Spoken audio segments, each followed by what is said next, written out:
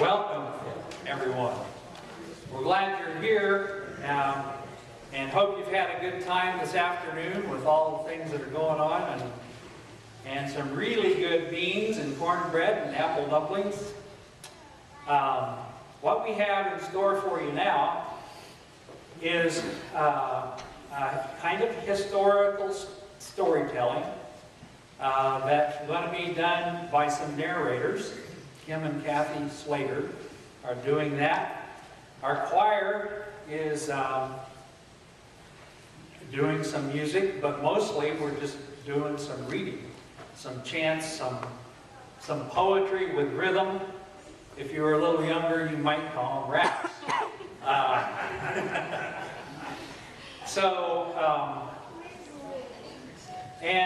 And then in addition to that, we have some actors and actresses from the preschool and primary classes here that are going to be doing a skit about Sarah Major. So we hope we can get that done in the first half hour. And the second part of our evening will be some storytelling with storytellers Fern Baldwin from Manchester Church, and Fern's well versed in all kinds of stories. If you know her, you know she can take at least an hour with her stories. And sorry we don't have that. We asked her to pick a couple favorites. And Lauren Metzger is also going to tell some stories about life here. And so we're glad that you're here, and we hope you enjoy this part.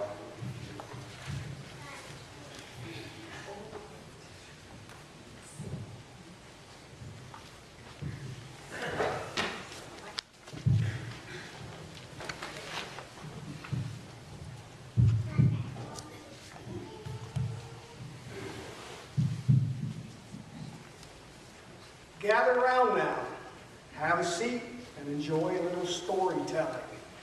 Back in 1836, Joseph Harder came from Ohio to see if this part of Indiana could be a good place for the German Baptist brethren to settle. He made arrangements for others to join him, and by 1838 there were many other families from Ohio that had moved here. Those early brethren called this the Eel River Territory District.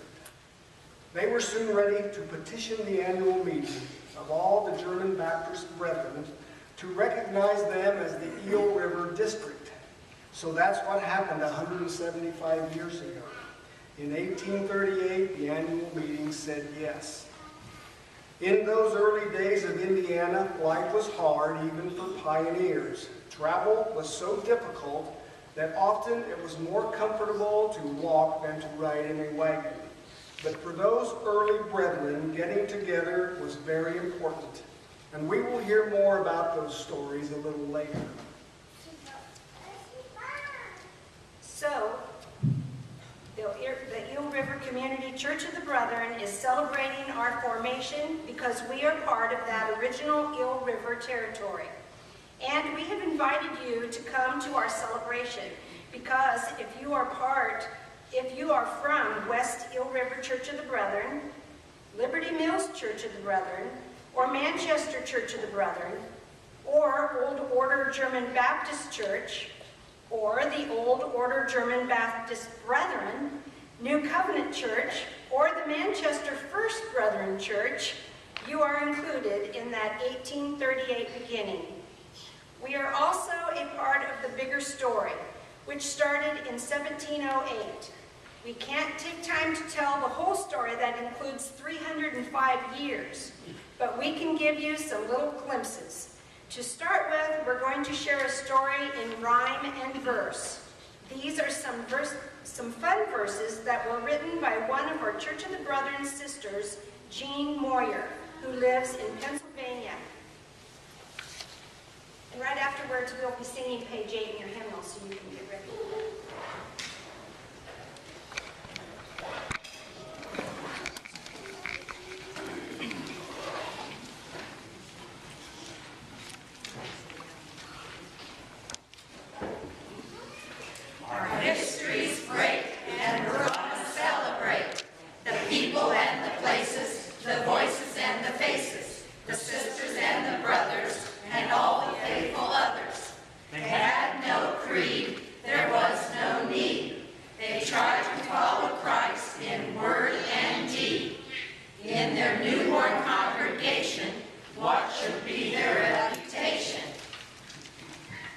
When they posed to the founder, Alexander Mack, he thought a moment and then answered right back.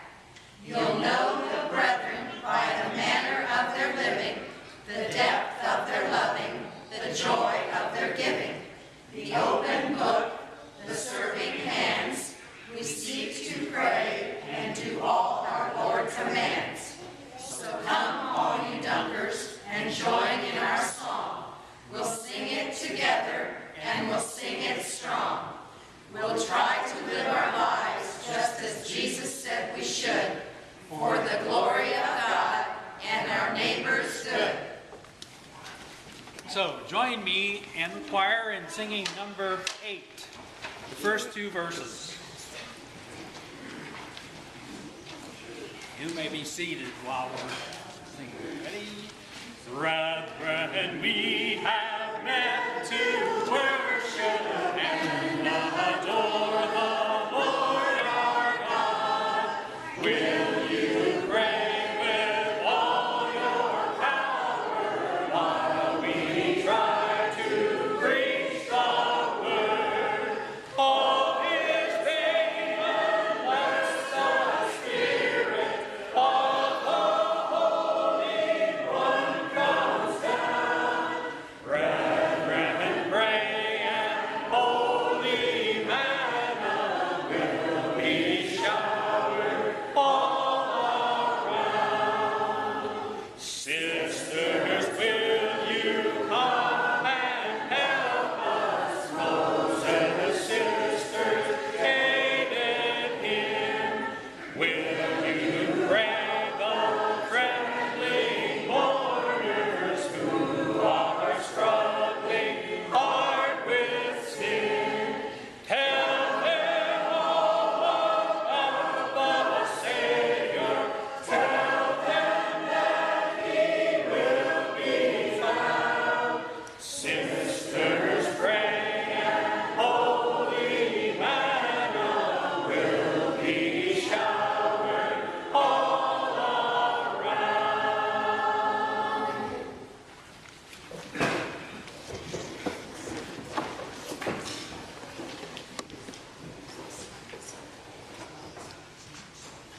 Oh, they come at the bottom.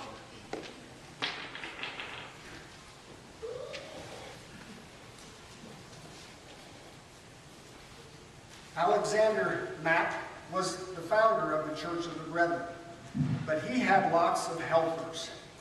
They were not thinking about starting a big church. Rather, Mack and his friends just wanted to read the Bible and talk about what it meant. That sounds simple, but it was a very dangerous thing to do. It was especially dangerous if you chose to be re-baptized as an adult. Most Christians were baptized as newborn babies, and that was supposed to be all there was to it. Well, Alexander Mack and his wife and friends decided that their new life of faith in Jesus was so significant that they wanted to be re-baptized as adults. These early Anabaptists were definitely at risk of torture and death, but in 1708 they met by the Eder River, and 8 people were baptized in secret. It wasn't long before many other people joined them, and they too wanted to be re-baptized. So the small group soon became a bigger group.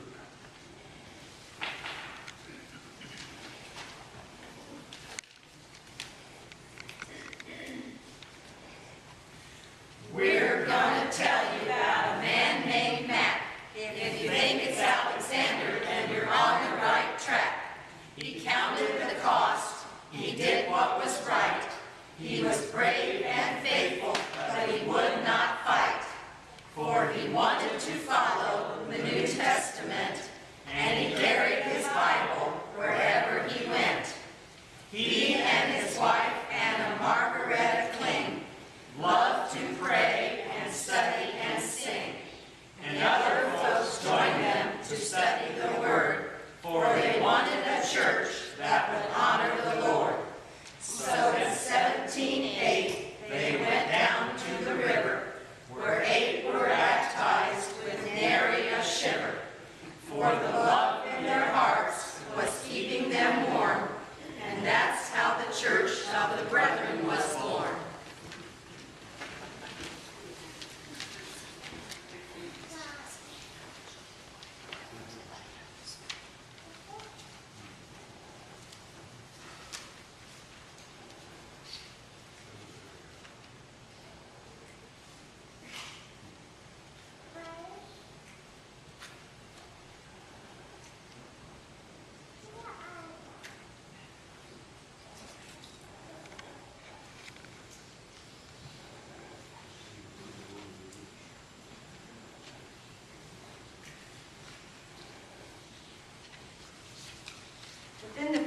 20 years, many of the early brethren were persecuted or killed for their beliefs.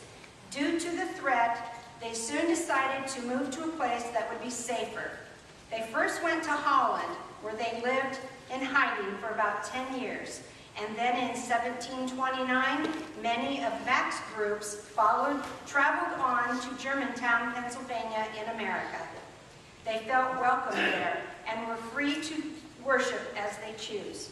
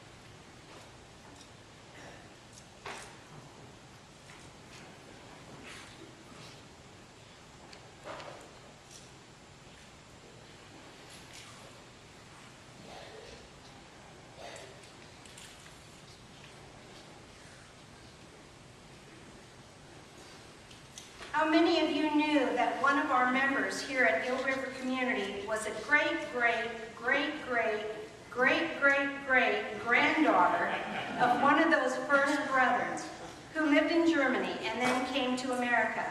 Emmylou Allen, who passed on just a few years ago, was related to John Noss. John was among those early brothers and sisters who moved from Germany to Germantown, Pennsylvania. You may remember John Noss as the tall man, as you listen to the story from a children's book. Here is a little more of that story.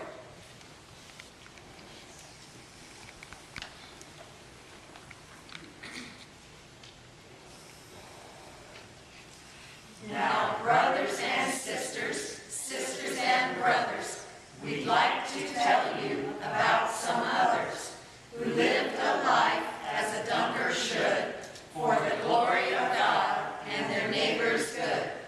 John Noss was a man so strong and tall that the Prussian king gave him a special call. I want you to serve in my army today. But John politely said, "No, sir, no way." so they strung him up by his thumb and toe. It hurt real bad, but still he wouldn't go. The king had said, I want the best in the nation. You're perfect for my guard. You must take my invitation.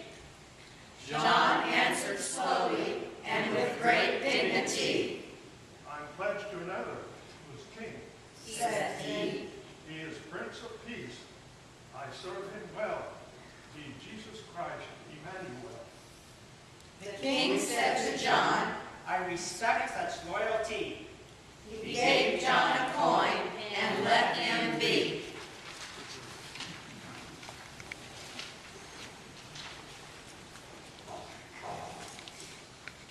A 100 years later, the colonies had become the United States of America, and the great westward expansion was in full swing. Pioneers pushed westward from the eastern states, pushing out the Native Americans, which is itself a very sad story. Brethren were part of that move west. From Pennsylvania, they moved to Ohio and then on to Indiana. This area was settled by brethren in 1836, and in 1838, the Eel River congregation was organized. The brethren grew and flourished here, and after 40 years, there were enough brethren here for them to be chosen to host the annual meeting for the whole denomination. This was a good place to have the big meeting because 3 railroads came to North Manchester. It was easy to get here, so thousands of people came. This meant preparing food and housing for all of those thousands of people, a huge undertaking. We hosted the annual meeting 3 times, 1878, 1888, and 1900. 2 of those meetings took place in the area around what is now Warble Park in North Manchester. Immense temporary structures were built to feed the thousands, but of course the real excitement was to hear the good preaching. We've got a story about that from 1878.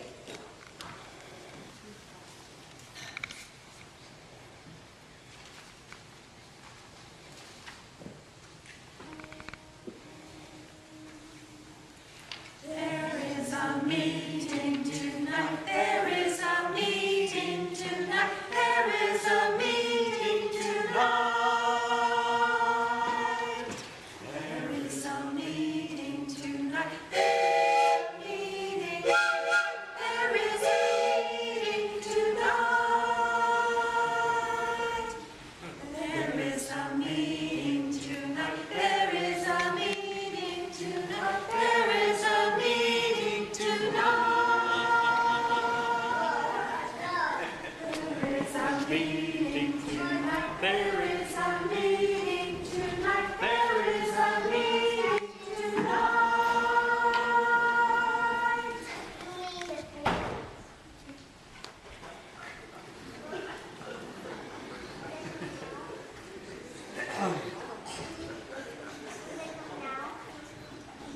There was always lots of preaching, huh? At the annual meetings of the early brethren. These were powerful preachers coming from every district across the country. Men with booming voices and gifts of the Spirit that touched people, bringing them to Christ.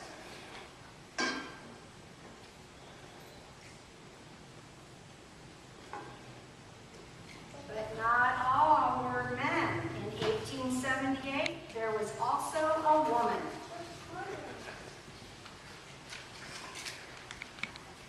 Quilting, sewing, cooking a stew, all our work some brethren and sisters do. They bake, they clean, they wash and mend. They're important to their family, to their neighbors, they're a friend. They can be a missionary, be a nurse, or teach. But Sister Sarah said, I feel like called to preach. it was 1836 when she felt this call, and some of the brethren were not happy at all.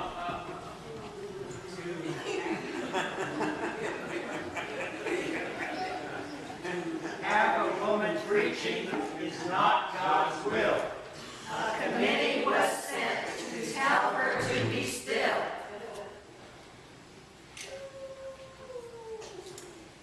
Sarah welcomed them, and she told them then, God's Spirit comes to both women and men. And those men decided to let her be. I can't silence someone who can out-preach me. She married Thomas Major, and they served the Lord together, speaking, praying, visits in all kinds of weather. She was humble and patient, and her courage was great. This preacher, Sister Sarah, that we celebrate.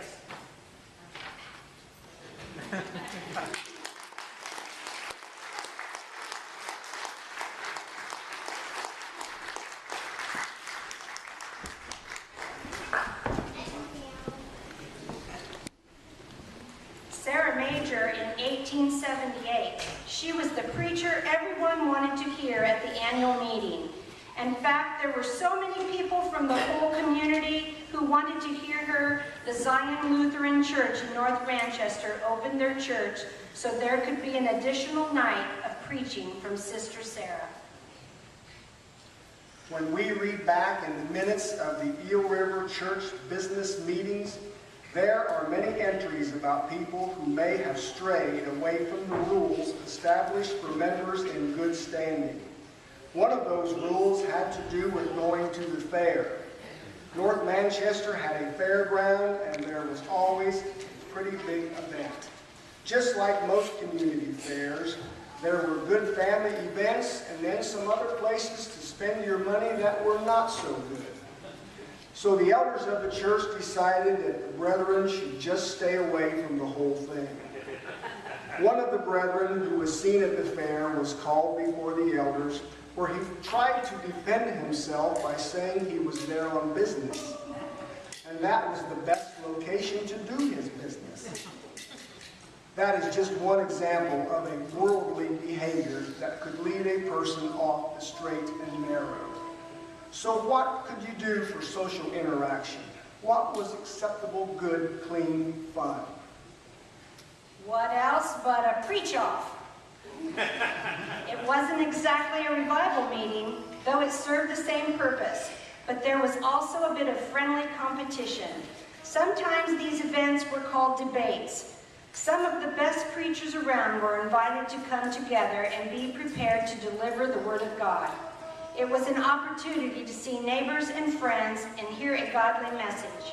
Perhaps that was how Sarah Major gained the respect of the elders who had come to tell her to stop preaching. After they heard her preach, they realized she could out-preach them.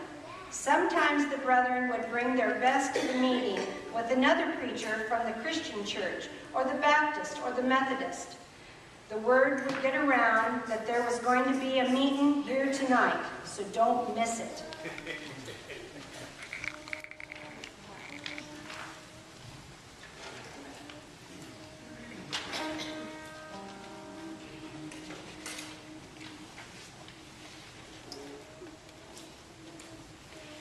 There is a meeting tonight. There is a meeting tonight. There is a meeting tonight.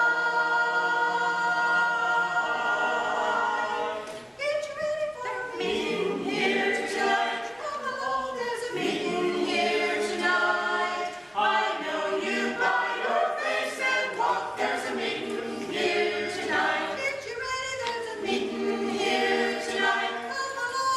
Meeting here tonight. I know you by your face and walk. There's a meeting here tonight. Camp meeting in the wilderness. There's a meeting here tonight. My father says it is the best. There's a meeting here tonight. Get you ready, there's a Meeting here tonight. come along, there's a Meeting here tonight. I know you by your face and walk. There's a meeting here tonight. Now Jordan River is chilly and cold. Jordan is so chilly and cold. Chills the body but not the soul. Chills the body but not the soul. Jordan is so deep and wide. Jordan is so deep and wide. I got a home on the other side, other side, other side. Get you ready, there's a meeting here tonight. Come along, there's a Meeting here tonight. I know you by your face and walk. There's a meeting here tonight. Get you ready, there's a meeting here tonight. come along, there's a Meeting here tonight. I know you by your face and walk. There's a meeting here tonight.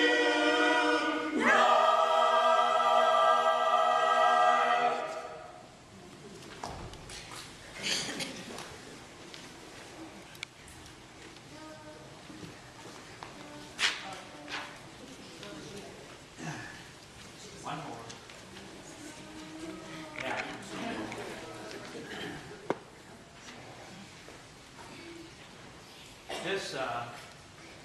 This is our last rap, and written by Andy Rich. You'll remember. Brethren came to Wabash County, Kosciuszko County too. They formed a congregation and they had so much to do. They worked and they farmed, they prayed and they sang. They built a house of worship from which praises rang. They called it Eel River, and they grew and grew. Manchester, Plunge Creek, Spring Creek too. They became 2 congregations, then 3, then 4. Some changed less, and some changed more. The old German Baptists kept a simple dress. Of modern ideas, they wanted much less. The Brethren church folks wanted music and missions. Sunday schools and training were part of their visions. But all the brethren, whatever their type, agreed that the Bible is the guidebook for life. Through the years, they've been known for their faith in God and giving. They've been much respected for the manner of their living. So our heritage is special, and it's a strong foundation to spread the love of Jesus at home and every nation.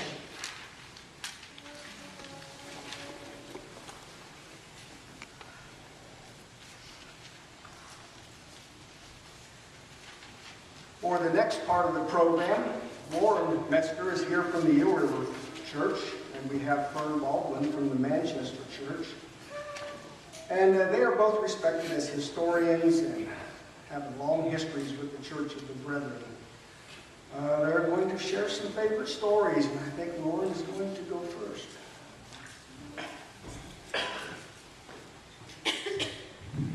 I had asked Fern if she would go first, and then we'll. Is that right, Fern, that I asked? I think so. I was thinking about it chronologically.